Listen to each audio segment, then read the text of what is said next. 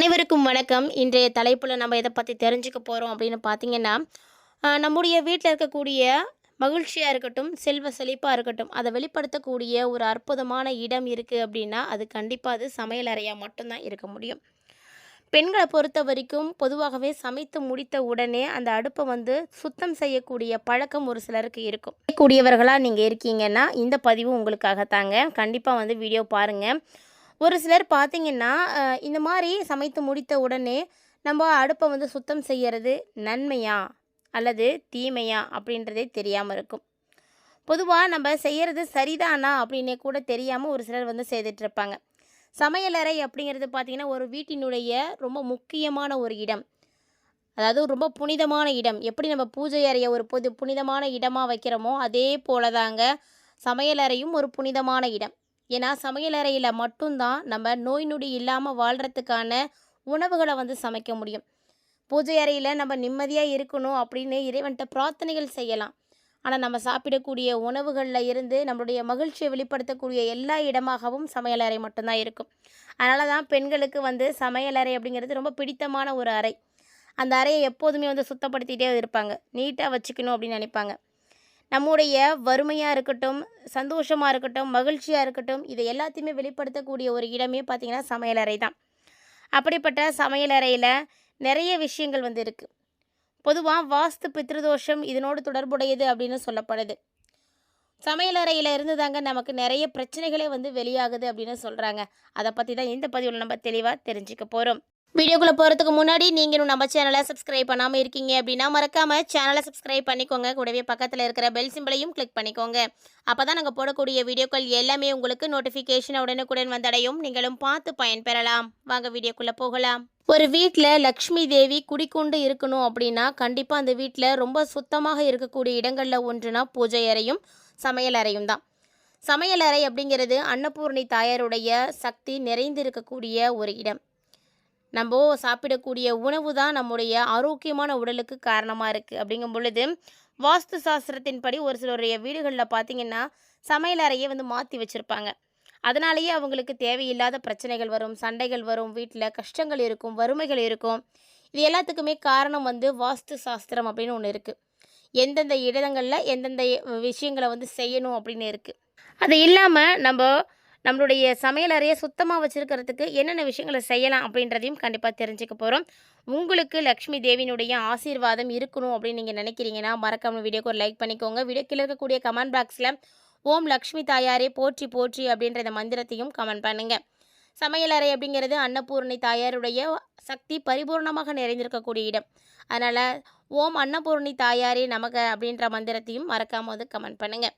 ஒருவருடைய வீட்டில் முதல்ல சமையலறை இருக்கக்கூடிய இடம் என்ன அப்படின்றத தெரிஞ்சுக்கணும். எல்லாருடைய வீட்லேயும் சமையலறை இந்த இடத்துல தான் இருக்குது அப்படின்றத மறக்காமல் பாருங்கள். வாஸ்து சாஸ்திரத்தின்படி சமையல் அடுப்பு பார்த்திங்கன்னா சமையலறை தென்கிழக்கு பகுதியில் தான் இருக்கணும். தென்கிழக்கு மூலையில் வைக்கணும் தான் சிறந்தது. ஏன்னா அதுதான் அக்னி பகவானுக்குரிய திசையும் கூட. சமைக்கும்போது நம்முடைய முகம் கிழக்கு நோக்கி இருக்குமாறு இருக்கணும். அடுப்பை பார்த்த மாதிரி சமைக்கணும். அப்படி சமைக்கும் பொழுது தான் நம்முடைய குடும்பத்துக்கு நேர்மறை ஆற்றல்களானது கிடைக்கும், ஆரோக்கியங்களானது கிடைக்கும். குறிப்பாக அன்னபூர்ணி தாயாருடைய சக்தி நமக்கு கிடைக்கும். அப்போ தான் நமக்கு வறுமை வராது, அன்னத்துக்கு தடை வராது. தென்கிழக்கு பகுதி இல்லை அப்படின்னா வடமேற்கு மூலையில் அடுப்பை ஒரு சிலர் வைப்பாங்க. வடக்கு நோக்கி சமைக்கலாம், அதுவும் தப்பு கிடையாது. ஸோ அது உங்களுடைய வீடு எப்படி இருக்கோ அதை பொறுத்து இருக்கக்கூடியது. கண்டிப்பாக இந்த 2 இடங்களில் தான் இருக்கணும். சமைத்து முடித்த உடனே கண்டிப்பாக அவங்களுடைய அடுப்பு மேடையை சுத்தம் பண்ணணும். அது ரொம்ப ரொம்ப நல்லது. சுத்தமாக இருக்கக்கூடிய இடத்துல தான் லக்ஷ்மி தங்குவாங்க.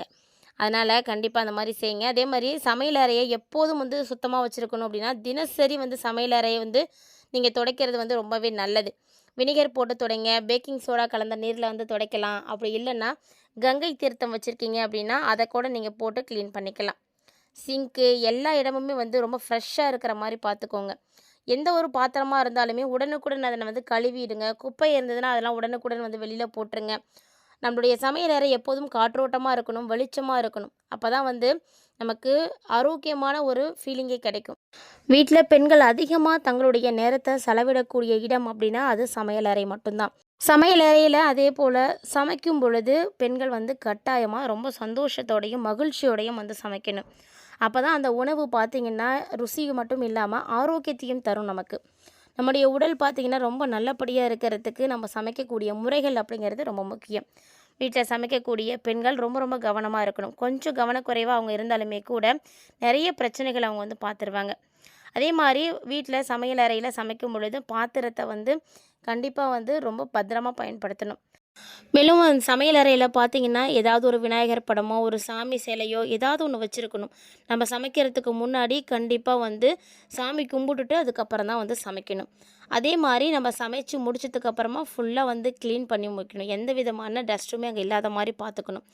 அதே போல் அந்த இடங்களில் பார்த்தீங்கன்னா, இருக்கக்கூடிய சமையல் பொருட்கள வந்து நம்ம குறையாம வந்து பார்த்துக்கணும். குறிப்பாக கல்லுப்பு எப்போதும் வந்து குறையவே கூடாது. கல்லுப்பு வந்து பீங்கான் ஜாடியில் வச்சுருக்கிறது ரொம்ப சிறப்பானது.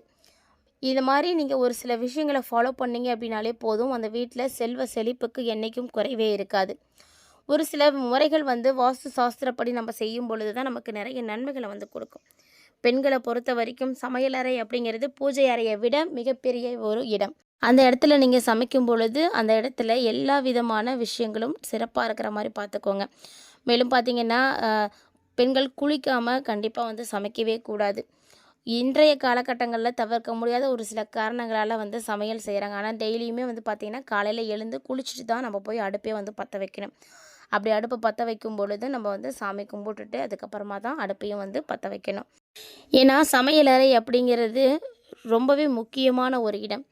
இந்த இடத்துல இது மாதிரியான விஷயங்களை எல்லாம் கரெக்டாக ஃபாலோ பண்ணுறது வந்து பார்த்திங்கன்னா, நமக்கு நம்மளை அறியாமலேயே நம்மளுடைய சந்தோஷத்துக்கு காரணமாக இருக்கும். நம்முடைய வறுமையிலிருந்து வெளிவரத்துக்கு காரணமாக இருக்கும். நமக்கு செல்வ செழிப்புகளானது கிடைக்கும். அந்த வீட்டில் ஒரு காசு பணம் தங்கணும் அப்படின்னா கூட சமையலறை சுத்தமாக இருக்கணும்.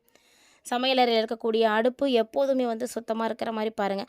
அட்லீஸ்ட் உங்களால் தினந்தோறும் வந்து சுத்தம் பண்ண முடியல அப்படின்னாலுமே கூட பரவாயில்ல. வாரத்திற்கு ஒரு முறையாவது அந்த அடுப்பை வந்து சுத்தம் பண்ணுங்கள். அதனால தான் வெள்ளி செவ்வானாவாவது நல்லா அடுப்பை வந்து சுத்தம் பண்ணிவிட்டு செய்வாங்க. அதுவும் புதுசாக நீங்கள் அடுப்பு வாங்கிட்டு வரீங்க அப்படின்னா கண்டிப்பாக அதில் வந்து அதாவது ஸ்லோகங்கள் வந்து ஏதாவது எழுதலாம். இல்லை ஓம் அப்படின்னு போட்டுட்டு அதுக்கு வந்து பொட்டு வச்சு சாமி கும்பிட்டுட்டு அதுக்கப்புறம் தான் வந்து பற்ற வைக்கணும். எப்போதுமே புதுசாக ஒரு அடுப்பு வாங்கிட்டு வரோம் அப்படின்னா முதல்ல நம்ம அதில் பால் வந்து காய்ச்சறது ரொம்ப விசேஷமானதாக இருக்கும். ஸோ இந்த மாதிரி ஒரு சில விஷயங்கள் எல்லாம் இருக்குது. அதனால் அடுப்பை பயன்படுத்தக்கூடிய பெண்கள் இந்த விஷயங்கள் எல்லாம் கரெக்டாக ஃபாலோ பண்ணிக்கோங்க. அன்னபூர்ணி தாயாருடைய சக்தி உங்களுக்கு வந்து இருக்கும் பொழுது தான் நீங்கள் சமைக்கும் பொழுது சமையல் வந்து ரொம்ப ருசியாக இருக்கும். மற்றவர்களோட ஆரோக்கியமாக இருக்கணும் அப்படின்ற எண்ணத்தோடு நீங்கள் சமைக்கும் பொழுது அந்த சமையல் அவங்களுக்கும் மிகப்பெரிய ஆரோக்கியத்தை கொடுக்கும். ஏன்னா உணவே மருந்து அப்படின்னு சும்மாலாம் சொல்ல கிடையாது. நம்ம சாப்பிடக்கூடிய உணவுப் பொருட்கள் தான் நமக்கு மருந்தாக செயல்படும். அதனால் சமைக்கக்கூடிய பெண்கள் இந்த விஷயத்தெல்லாம் கரெக்டாக ஃபாலோ பண்ணிக்கோங்க. இந்த வீடியோ பதிவில் சமையல் அறையில் பற்றி நிறைய தகவல்களை நீங்கள் தெரிஞ்சுட்டு இருந்திருப்பீங்கன்னு நினைக்கிறேன். கண்டிப்பாக இந்த பதிவும் உங்களுக்கு பிடிச்சிருக்கும்னு நினைக்கிறேன். பிடிச்சிருந்தால் லைக் பண்ணி ஷேர் பண்ணுங்கள். மறக்காமல் கமெண்ட் பண்ணுங்கள்.